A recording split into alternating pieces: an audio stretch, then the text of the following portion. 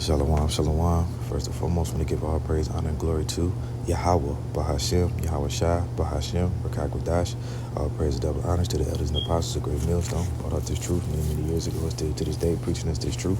I want to say shalom to all the true believers, the men and the women that's learning, teaching, and seeking the Lord out with all sincerity and due diligence. I want to say to you all shalom. So back with another lesson real quick. We're going to jump straight to the point. And this lesson today is about, a new rulership.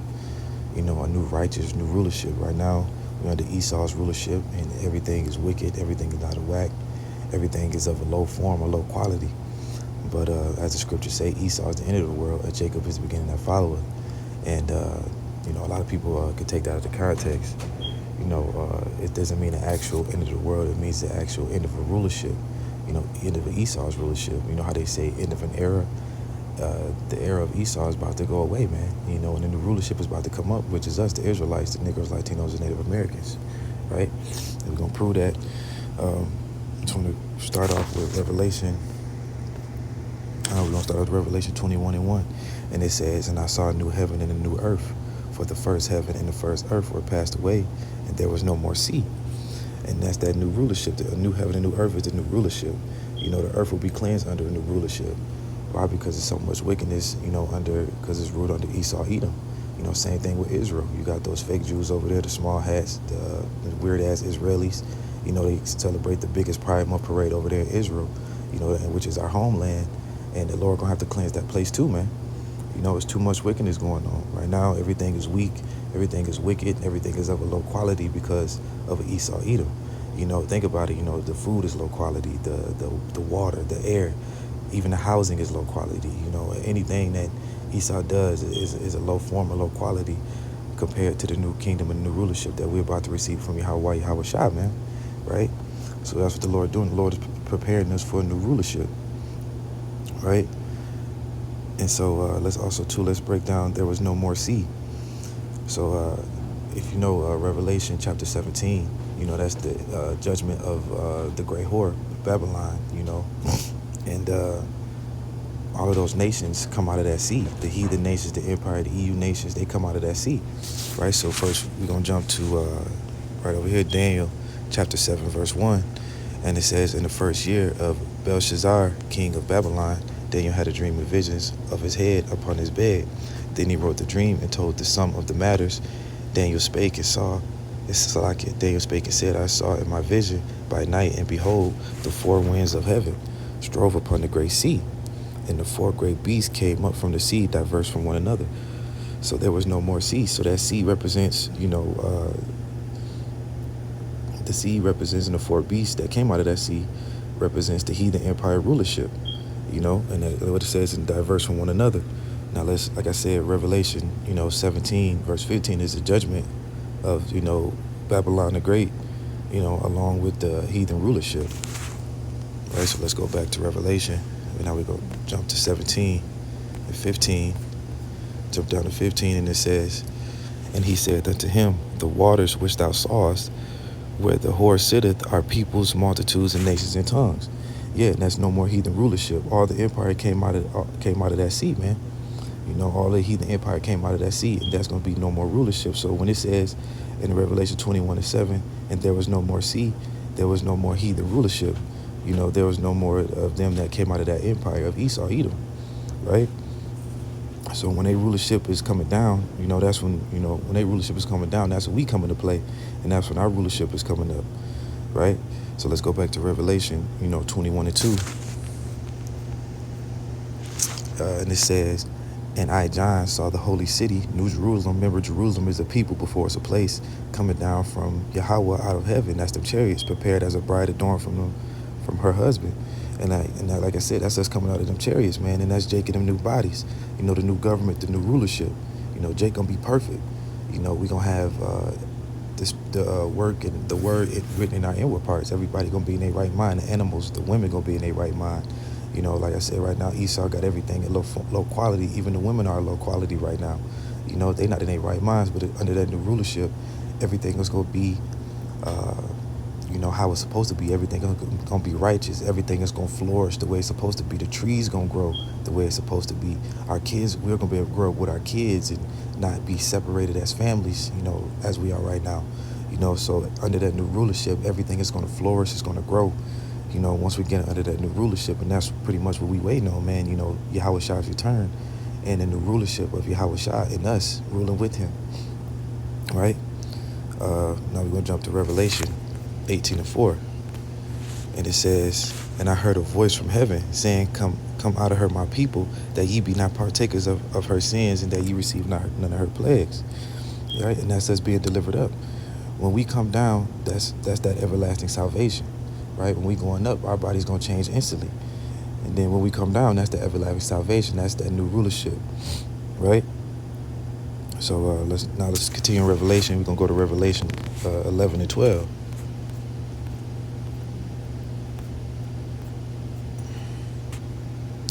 And it says, and I heard a great voice from heaven saying to them, come up hither. And they ascended up to heaven in a cloud, and their enemies beheld them. And what's that cloud? That's them chariots, man. Us being beamed up. So everyone gonna see us being beamed up, man. While the earth being destroyed, missiles coming down, mercy going up, a wrath coming down, man. And that's that perfect balance of the Lord. What the Lord said, a false balance is an abomination to the Lord. So the Lord is about balance. So, us being beamed up while the missiles coming down, that's a balance. Because while we being beamed up, that's the beginning of a new rulership. Right? Because our bodies change instantly once we being beamed up into them chariots. And then while we being beamed up, the missiles going to be coming down, and that's that destruction that's the end of that era, end of Esau's rulership, with the missiles going to be destroying this earth, right? So that's that perfect balance, and that's that strange salvation too. When us get beamed up, everybody going to be like, oh, so those the real people, they the ones getting beamed up. What about us? Everybody going to be looking all crazy, like, what the hell? They not going to believe what's going on, man, right? So let's jump. That's that. Like I said, that's that strange salvation. So we're gonna jump to Wisdom of Solomon, chapter 5, verse 2, and it says, let's start at 1. Wisdom of Solomon, chapter 5, verse 1. It says, then shall the righteous man stand in great boldness before the face of such has afflicted him, and made no accounts of his labors. Who is that righteous man? That's the elect. Us preaching on them corners, standing in great boldness through the righteousness through Yahweh Shai. It says, when they see it, they shall be troubled with terrible fear, and shall be amazed at the strangeness of his salvation, so far beyond all that they look for. So they ain't gonna believe like the things that they call UFOs and they call, APs and all that. They're not gonna believe that we're gonna be beamed up in them chariots, man. But they put it right in front of your face. You see the movies like Wakanda, Black Panther, Wakanda Forever. You see the movies like Nope, how the chariots was all up in the clouds, how it disguised itself in the clouds, and it was different forms and different shapes. Even a couple sneaker commercials, how it was like Negroes, Latinos was getting beamed up because they had this special type of sneaker on, and the rest of the world was getting destroyed, man. They put it right in front of your face, but a lot of people can't pick up on it. They don't have those spiritual eyes to see and those spiritual ears to hear, right? But people gonna be amazed when they see us getting beamed up, man. Like I said, the people they look down upon, they least expect us to get beamed up, right? They're not gonna know what the hell going on when they see us getting beamed up in there. That's why the slaves back in the days would say, "Swing low, sweet chariot, coming for to carry me home." They knew what was going on, but that's why them slave masters tried to beat Christianity into us. They didn't want us to remember our Lord. They didn't want us to remember who we were and how great we were. They wanted to belittle us, man, and just destroy us as a nation, but the Lord wouldn't allow it. And he almost made it, but Yahweh Shai was that ultimate sacrifice. He's that sacrificial lamb. And now we back in remembrance about who we are and who we are and all this and all that, Right? So I went off a little bit, but yeah, like I said, the people, they're gonna be amazed at the strangeness of our salvation. Like I said, the people they least expect is the people that's gonna get beamed up. Lord willing, I'm part of that number. Right? Now let's jump back to Revelation 21:3.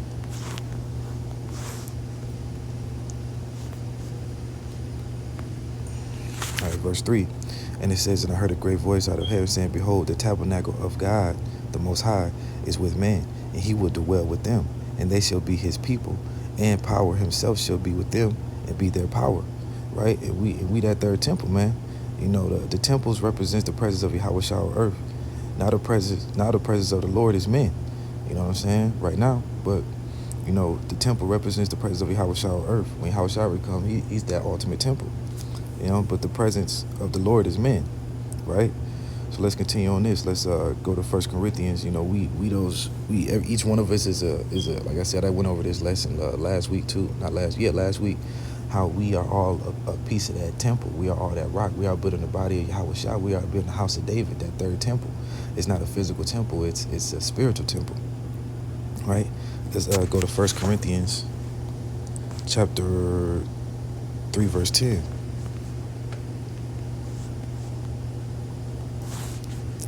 And it says, according to the grace of Yahweh, which is given unto me as a wise master builder, I have laid the foundation, and another buildeth thereon. And let every man take heed on how he buildeth. See, we're building on that chief cornerstone, which is Yahweh Shah. He is that ultimate master builder, right? And if you look up that word, I think, let me see. Let's get it out in the Blue Letter Bible. 1 Corinthians 3 and 10. Don't look up this word.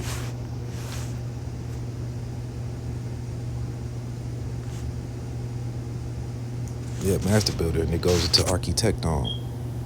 Strong's G 753. Architecton. Architector. You know, and it says master builder and architect, a superintendent in erection of buildings. And see, so we're the master builders as well through Yahweh Shah, man. You know what I'm saying? That's where the word architect come from. You know, what we building, it's like we the ones building that spiritual temple. You know, each one of us is a stone, man, and it's a part of that body. We all play our role. Everybody had their own lot. You know what I'm saying? Each one of us is a part of that body, you know, building that third temple, right? So let's continue on 1 Corinthians 3 and 11. And it says, for other foundation can no man lay, that is laid, which is Yahweh Shah HaMashiach. Like I said, you can't just build on anything, man. Anything outside of Yahweh Shah is not part of this house, period. You're not part of the house of David. If you building on, you preaching the doctrine wrong, you pronouncing his names wrong, you still calling on Jesus Christ, Allah, Yahweh, Yahshua, you know what I'm saying? You outside of the temple. You're not a part of the house of David. You know what I'm saying? Because you're going off, you know, preaching that the MOT would be sin, you know, or saying that it's sleeping with white women. You outside the temple, man. Or you building on that hay and stubble, you know what I'm saying? You're not going to have a leg to stand on, right? So at the end of the day, like I said, if you're not building on that chief cornerstone, which is Yahweh Shah HaMashiach, you're not building on him, then, hey, it's nothing for you. You know, it's nothing there to help you. You ain't going to have no leg to stand on in a time of trouble. But they say, not as the wisdom shall be the stability of thy times. And how do we have that? Because we building our rock, we're building that building on Yahweh Shah. We're not building on nothing else. We are embedded and rooted in Yahweh Shah. We're not embedded and rooted on Jesus Christ. We're not embedded and rooted on Yahweh or Yahshua. We're not embedded and rooted on Jehovah or, you know, whatever else these people believe in. We are rooted and embedded in Yahweh Shah. And he, you know, Yahweh Shah is our fortress, man. He's our savior, our deliverer. So he's the one gonna get us up out of here, right? Not know Jesus Christ, not know nothing else, man, right? So let's go back to the book of Revelation.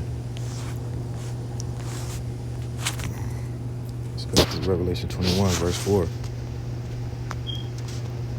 And it says, and Yahweh shall wipe away all tears from their eyes, and there shall be no more death, neither sorrow nor crying, neither shall there be any more pain, for the former things are passed away. See, and the tears are going to a condition, man. You know, yeah, we cry, and all we really trying to do is escape reality, right? How do people escape reality when they don't have this truth? They become drunkards. They do it with drinking. They do it with drugs, weed, prescription pills, Xanax, heroin, all that kind of stuff. They do it with social media, constantly going on social media, trying to live beyond their means. They're trying to escape reality. That's why, you know, if you play video games, some people play Minecraft a lot and play Sims because they can create a character and be somebody that they actually want to be, and they'll be somebody in that world. But all they're really doing is trying to escape reality of the actual world that they're living in now, man. You know what I'm saying? They clubbing every night. They really just trying to bury their oppression.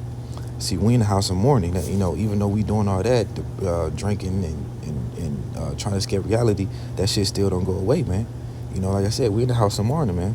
And how you know that? Because you go to Proverbs chapter 29 and 2, right?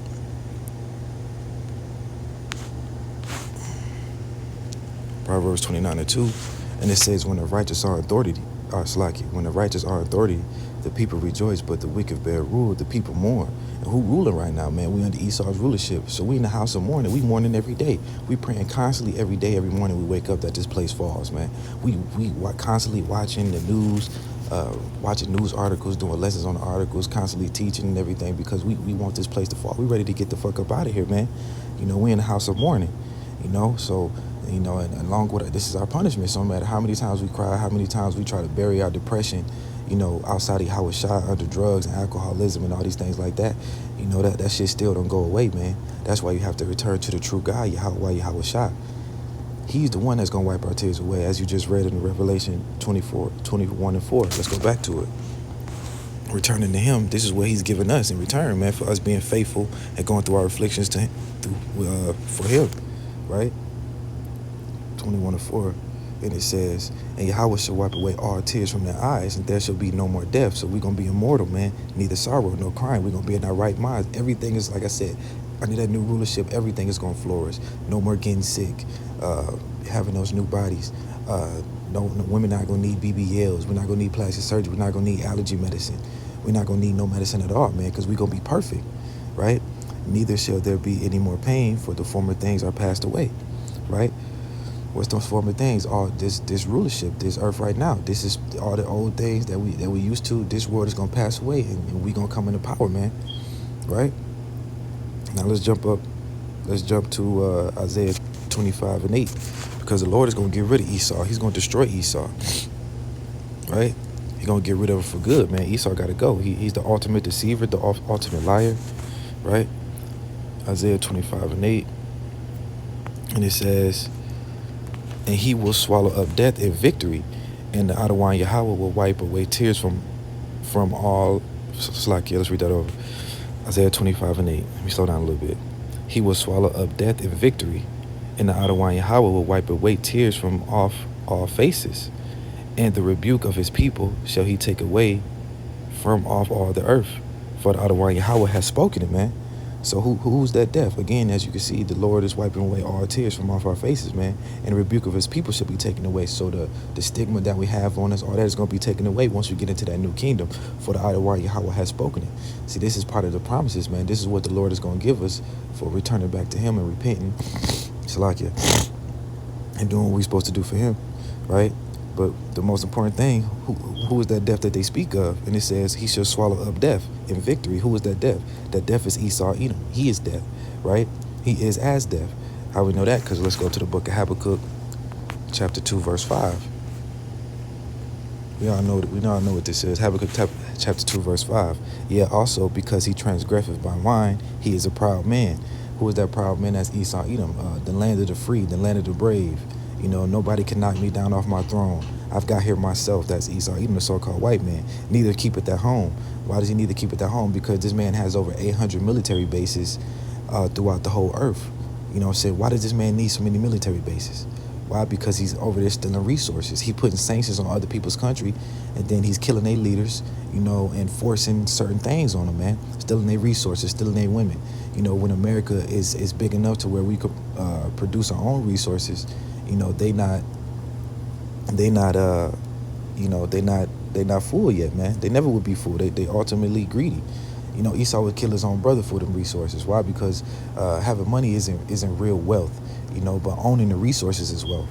You know what I'm saying? Because with money, I just heard this from GMS Kingdom Minded. When you have that money, all you're gonna do is buy. Say if you have $1 million, $2 million, all you're gonna do is buy $2 million worth of resources.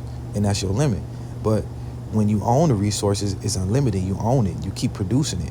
You know what I'm saying? And that's what the Lord is going to give us. He's going to bless us with unlimited amount of resources, right? All the things that we need. We're not going to want for nothing in the kingdom. But down here, we have to work very hard in order to receive those resources that we trying to achieve, right? But anyway, let's continue. He's a proud man, neither keepeth at home, who enlarges his desire as hell, and is as death, and cannot be satisfied, but gathereth unto him all the nations, and heapeth unto our people. Right? Again, that's again the point is Esau is as death. And like I said, that's all he promotes down here, man. Like I said, the food is cancerous, lead to death, the water, poison in the water, poison in the air. You know, the music we listen to, shoot 'em up, kill, kill. You know that turns people into monsters, man. If they're not in the right spirit, you know, then they go shooting up schools and whatnot, stuff like that. Um, what else? The movies they portray. You know, people want to be. You know, they put movies out there, and people want to be just like those guys on the movies, man. You know, and all it is fake. You know, they just characters, right? And so a lot of these people who doesn't have a good spirit, who doesn't have a strong spirit, and can't control them spirits, you know, they turn into those people that they see on TV, you know, and they become like real life serial killers, real life murderers, real life, you know, just real life murderers and killers, man. You know what I'm saying? And that's all that poison Esau promotes in this world today. Everything leads to death. The music, the water, the food, his laws. It's a bunch of bullshit, man. So the Lord is going to swallow up Esau and lay his ass down, man, you know, to where he'll never be able to rise up again. And all the conflicts in his laws is going to be swallowed up. Everything that Esau promotes, his laws, everything that comes with Esau is going to be swallowed up by the Lord, man. Now let's jump to Psalms 18 and 37. All right, because Esau is the wicked, man. You know, Job 9 and 24, the earth was given into the hand of the wicked. Let's grab that. We ain't going to grab that, but we're going to grab Psalms 18:37. You know, the Lord going to lay his ass down. He'll never be able to rise up again after this time, right? Psalms 18 and 37. I have pursued my enemies and overtaken them. Neither did I turn again till they were consumed. Verse 38. I have wounded them that they were not able to rise. They were fallen under my feet, right? And how is he going to wound them, man? He's going to wound them with them nuclear missiles under World War III. You know what I'm saying? So, hey, people, you know, hey, that's how he going to lay him down. Esau will never be able to rise up again. You know, plenty of times, you know, in the book of Obadiah, he said, he will throw down, but I will rise up again. And the Lord said, I will throw you down, roughly paraphrasing, man. Just the Lord is going to bring this place down low completely. It's going to be a desert.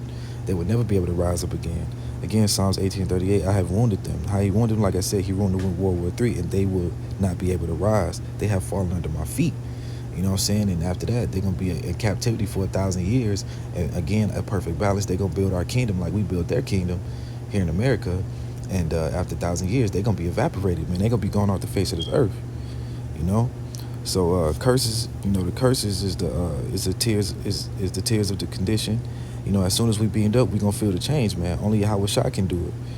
You know, rebuke that stigma. You know, we are the worst people right now. Nobody really want to be around us.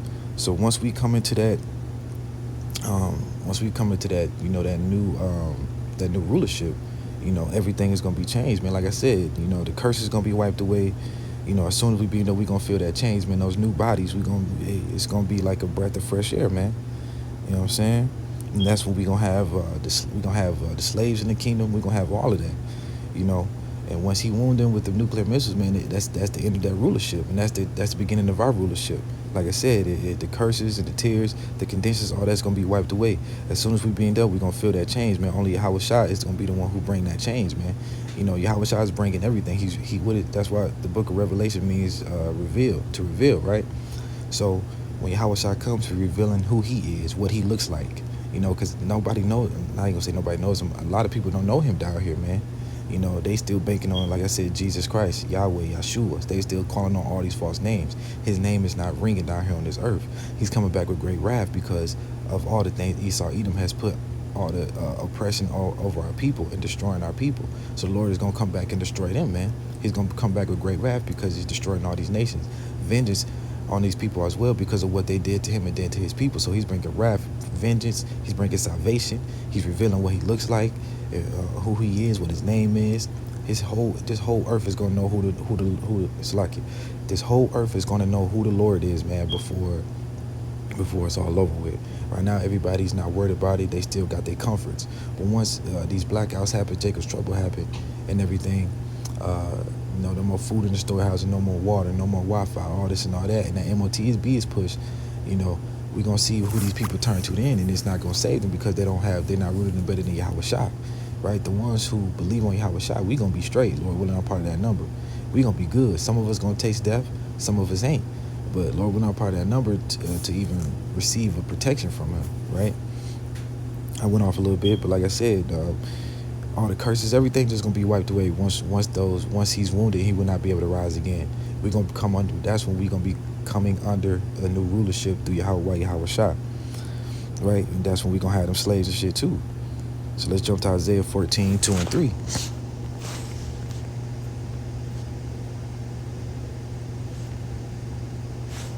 Isaiah chapter 14. We're gonna start off at 2. Now we're going to start off at 1 through 3. And it says, Isaiah 14 and 1, for the Adonai Yahweh will have mercy on Jacob and yet choose Israel, and set them in their own land, and the stranger shall be joined with them, and they shall cleave unto the house of Jacob, and the people shall take them and bring them to their place, and the house of Israel shall possess them in the land, the Adonai Yahweh, for service and handmaids, man. And they shall take them captives, whose captives they were, and they shall rule over their oppressors. See, that's that perfect balance. You know, we shall possess them in the land of the Lord Adonai Yahweh, handmaids, and they shall take them captives, whose captives they were. So we were captives of all these other nations. So now we're going to take these nations and put them nations captives unto us, and they're going to be our servants and handmaids in the kingdom. Verse 3, and it shall come to pass in that day that the Adonai Yahweh shall give thee rest from thy sorrow. Again, give us rest from the conditions that we is now, you know, under that new rulership, and from thy fear, and from thy hard bondage where thou hast made to serve, right? So this is after we come down, man, out of them chariots. We're going to have them slaves and be free from our condition. You know what I'm saying? So how the fuck, you know, and this is, you know, people don't think about this. Nobody wants to believe that we're going to have slaves. But, you know, how the fuck we going to have a kingdom without slaves, man? How can a king build his own kingdom, right? It's impossible. It's impossible to do it without having slaves. Just like I said earlier, just how we built this kingdom, America, Esau, Edom had us doing this, they're going to be building our kingdom, man. You know, no more pain, no more tears. You know, all we do is worry every goddamn day right now, man. Worry, we cry. You know, in the kingdom, we ain't gonna have to worry about none of that shit, right? The Lord is gonna wipe away all our tears, all the conditions, all the curses. Our names won't be under subjection no more. You know, people gonna be calling us by our righteous names. You know, we gonna know who we are. We gonna know who our Lord is. Everything is gonna be perfect. Everybody gonna be in their right mind, man, right? Now let's go to Malachi. Malachi 4 and 2. So we're going to be healed, man. We're going to be changed. Everything is going to be perfect. Everything. I think I said Malachi 4 and 2. Yep. It says, but unto you that fear my name shall the Son of Righteous arise with the healing in his wings, and ye shall go forth and grow as calves in the stall. You know how when those calves be in the stall, man, just jumping around, having fun, just full of joy, man. That's us, man. You know, we're going to be full of joy when we get into that kingdom. We're going to be saved. We're not going, you know, we're going to be healed, man. And those wings go into chariots. And that healing goes into us being changed. You know what I'm saying? Everything going to be good, man. All the women, you know, that power, like I said, never getting sick, man. We're going to be free. Like a calf in the stall. As soon as you let that calf out that stall, man, them calves, when they learn how to walk and they get their walking legs, they just be running wild, running free, man.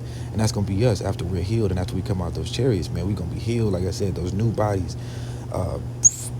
The freshest air you ever breathed, the freshest water you ever drunk, the best foods you ever tasted, the most beautiful women you ever seen, the most power you ever felt in your spirit, man. You know, we gonna have that, man, through that new rulership. We gonna be ruling in righteousness. We gonna look the best we ever looked. Like, our body's gonna feel the best it ever felt. Everything is gonna be perfect. The animals is gonna be beautiful. We gonna see animals we never even seen before, animals we never even heard of. You know, animals that the Lord didn't allow Esau to find and torture him and put him in his fucking zoos, man. You know what I'm saying? We're going to be able to see all of those things, and we're going to be in our right minds, man. Our kids going to be in their right minds. Our women going to be in their right minds. The animals, like I said, the flowers, the trees the flowers going to give a smell again. The trees are going to grow and fulfill to how they supposed to be, man. Right? We going to be free, man. You know? All right, last precept. We're going to go to Romans 8 and 21. We're going to get that NLT, though, real quick. Romans 8 and 21. And it says, NLT, and it says, the creation looks forward to the day when they will join Yahweh's children in glorious freedom from death and decay, right? See, we're going to be free from everything, free from death, free from these conditions, free from this mourning, free from all the things that make us mourn. We're going to have an abundance of everything in the kingdom, man. And that's, like I said, that's letting the calves out the stall, man. That's that freedom. As soon as we come out that stall, man, we just going to be running wild. Just enjoying just the beautiful things that the Lord has presented us with and blessed us with, man. And that's all we're looking forward to, you know. And we all can't wait. We all can't wait for that new kingdom. We all can't wait for that new rulership, you know.